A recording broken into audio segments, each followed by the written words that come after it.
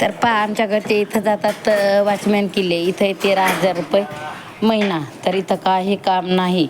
एक आणि इथं राहिले नाही आले तर त्याने हे घर बांधू लागले. आमच्या घरचे कार्ड लागले इथं, तर हे लिहून द्यायला लागते त्याले.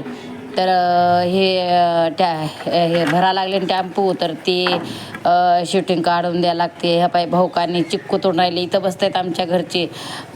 हे झालं तर ऊन तपून राहिले तर इथं बसतात खुर्ची टाकून. तर त्याला चिक्कू येतं. हे भाऊ चिक्कू तोडून राहिले, तिथंच राहतात वरती. मी आता तुम्हाला घर दाखवलं, त्याच्यात राहतात.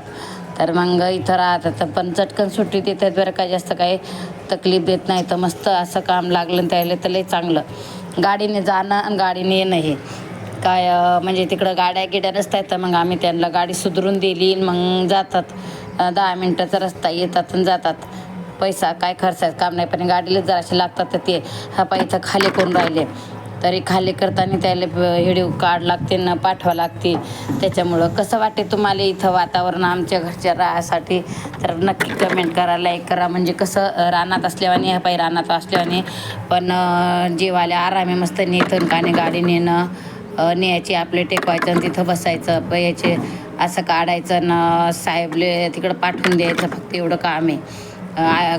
कुठे काम करतायत, कुठे किती नेतात, फक्त तेवढं करायचं, लिहायचं, बसतं. त्याच्यापेक्षा काय नाही. मग ते याचे गिरणाऱ्याचे 2 मुलं येतात, तर ते लगेच म्हणतात, बाबा जा घरी, रेती आणली.